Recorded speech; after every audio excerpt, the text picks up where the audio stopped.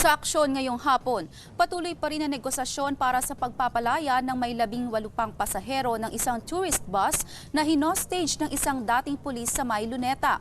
Sa mga oras na ito, 7 mga bihag na ang pinalaya ng hostage taker na kinilalang si Rolando Mendoza.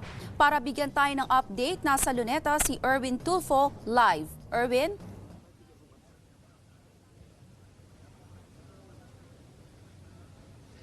Now may maglilimang oras na itong standoff sa pagitan nitong hostage taker na nakilalang si ex-Senior Inspector Rolando del Rosario Mendoza na dating miyembro ng Manila Police District at itong mga miyembro ng Manila Police District.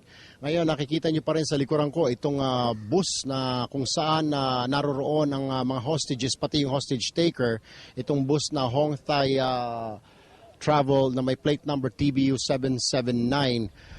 Kanina nga, pagkatapos ng live natin, kaninang bandang 1:15 to 1:25 PM, Naomi, ay matapos mai-deliver ngayong pagkain doon sa loob ng bus para sa mga hostages at saka hostage taker, may ipinalabas na isang matandang hostage. Kukunin natin mamaya-maya ang detalye at pangalan ng tao na yon dahil ito ay idiniretso doon sa PCP on the other side. Ang situation namin dito, hindi kami makatawid because block off itong lugar na ito at nasa gitna yung naturang bus. So, ang nangyari ngayon ay standoff nga ito at inaantay nga yung kagaya na nasabi ko kanina, yung tungkol sa request nito o sa demand nito na ibaligtarin ng ombudsman yung kaso nito na dismissal sa service. Pero ang nangyayari ngayon ay inaantay nga yung ombudsman. Ewan ko kung talagang merong ang representative ng Manila Police District o may contact ang Manila Police District doon sa ombudsman at inaantay kung anong mangyayari dito. But not likely na mangyayari ito ngayong araw because according to my sources at the Manila Police District, hindi basta-bastang ganon binabaligtad ng kaso o binabaligtad ng kaso ng ombudsman. Ito ay dadaan pa sa proseso. Kanina, Naomi, dahil nabanggit ko rin na mahigpit itong block off itong lugar na ito. Pero surprisingly, may nakalusot na mama, kani-kanina lamang before we went on air few minutes ago, may nakalusot na mama na nagbibisikleta na dumaan mismo sa harap pa ng bus. Bawal nga itong lugar na ito, sealed off. Pero nakalusot yun dahil may mga pulis din doon sa unahan. Makikita nyo, doon sa unahan pa ng mga bus, I think that's about 50 to 100 meters mula sa bus, may mga pulis din doon. Pero nakalusot itong nagbabike. And then few minutes after, sinundan na naman ito ng isang mamang naglalakad lang casually na naka-shorts at saka naka-pantalon, naka-shorts at saka naka-t-shirt, ay palapit ng bus at walang sumisita na pulis.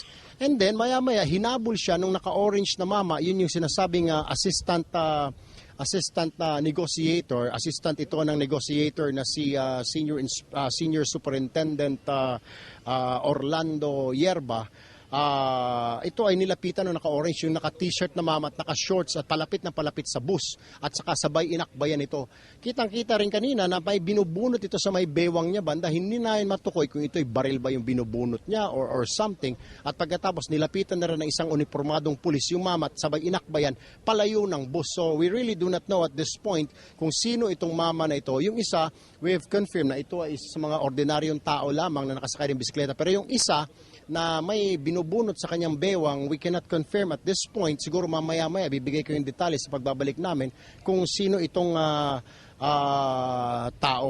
Ngayon, itong sinasabing big deal will start at 3 p.m. today o na nakapaskil ngayon doon sa may pinto. May pinaskil na naman itong si Police Senior Inspector, former Police Senior Inspector Mendoza. May pinaskil na naman ito na bagong note doon sa may pinto ng bus na sinasabing big deal will start at 3 p.m. today. Hindi natin matukoy kung anong ibig niya sabihin itong big deal na may parang mangyayari ngayong alas 3 ng hapon. So patuloy nating inaantabayanan itong sitwasyon dito at naka-stand off, nakabantay rito, nakadeploy ang mga pulis ng Maynila. Gayon din ang mga media rito at saka mga hususero at hususera na nandito din ngayon sa mga oras na ito. So far, inaantabay